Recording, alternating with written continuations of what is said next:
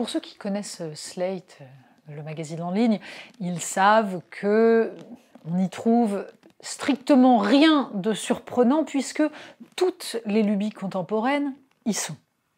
Que ce soit les réflexions sur le caractère raciste des mathématiques, que ce soit des réflexions sur le féminisme pour savoir si les réseaux sociaux arbitreraient contre les féministes dans la censure de Twitter ou Facebook, il y a tout. Il y a tout, mais on arrive quand même, en fait, à sursauter de temps en temps. Là, par exemple, Slate publie un article. Alors l'article a un titre qui est lui-même un programme. Porter son masque sous le nez est-il le nouveau manspreading? Et là, des horizons s'ouvrent. Bon, déjà, le manspreading est un concept dont on fait à peu près ce qu'on veut. L'idée, c'est que les hommes ont tendance à prendre leurs aises dans les transports en commun et à utiliser plusieurs sièges en écartant les jambes sans faire attention aux gens qui sont à côté. C'est pas faux, ça arrive, mais des femmes qui sont des gougnafières, il y en a aussi. Il y en a même parfois qui s'étalent aussi. Mais ça n'entre pas en ligne de compte. Mais alors là, du coup, on a trouvé par-delà le manspreading, et alors ça s'appelle le manslipping. En fait, Slate, comme souvent, nous fait part d'un article publié dans la presse américaine, parce que c'est évidemment là où c'est délicieux. C'est-à-dire que ce genre de truc n'est pas inventé pour l'instant en Europe, en général ça vient des États-Unis. Et donc là en l'occurrence, c'est un billet d'humeur d'un journaliste du New York Times, James Gorman. Oui, parce que dans ces cas-là, le New York Times est à la pointe des combats les plus essentiels, et donc la question du manslipping. C'est quoi le manslipping? Eh bien, c'est le fait que les hommes auraient davantage que les femmes tendance à porter leur masque sous le nez. Les pourritures. C'est ignoble. Ils contaminent donc les autres, ils n'ont aucun respect pour les gens qu'ils ont en face d'eux, et alors James Gorman, en véritable journaliste, se demande « mais pourquoi donc ? Y a-t-il quelque chose chez les hommes qui justifie cet acte absolument ignoble ?» Bon, alors de même que le manspreading est en général dû au fait que le mâle a besoin de montrer qu'il se met à l'aise parce que, évidemment, il a quelque chose entre les jambes.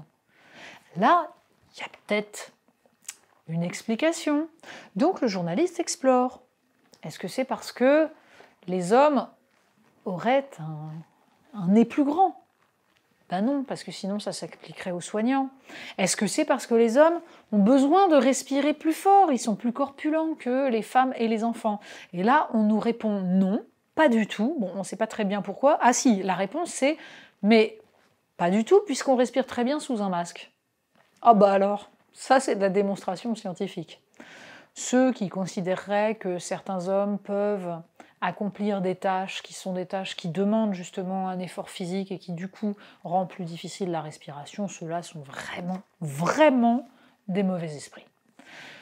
Donc, la question reste entière, et alors c'est là que ça devient délicieux, puisque le journaliste en conclut que ce n'est pas parce que les hommes ont besoin de plus d'air, c'est juste parce qu'ils sont des hommes.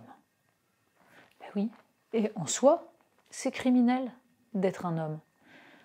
James Gorman a même éliminé l'explication qui consisterait à dire qu'ils font moins attention aux autres, c'est même pas ça. C'est juste qu'ils sont des hommes. Alors, on fera remarquer que les hommes, c'est un peu essentialisant.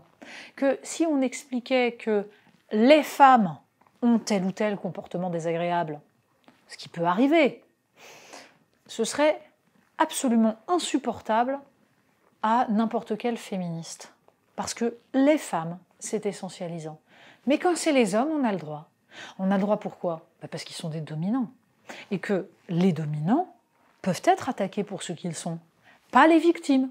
Or, les femmes sont dominées, sont victimes, donc les essentialiser pour leur reprocher un comportement désagréable, ce serait du victim blaming ou ce genre de choses, et donc ce serait insupportable. Et là, on se dit vraiment que la destruction du féminisme est en marche. Parce que si le féminisme se réduit à ça, si on en est réellement à considérer que les comportements insupportables sont intrinsèquement liés au chromosome Y et qu'en revanche, à aucun moment on ne doit traiter les porteurs de chromosome Y comme des individus, ça commence sérieusement à devenir étouffant. Mais il faut lire ce genre de choses pour savoir que ça existe, pour savoir que ça progresse et qu'il y a des promoteurs de ce genre de conneries qui font en sorte de les diffuser.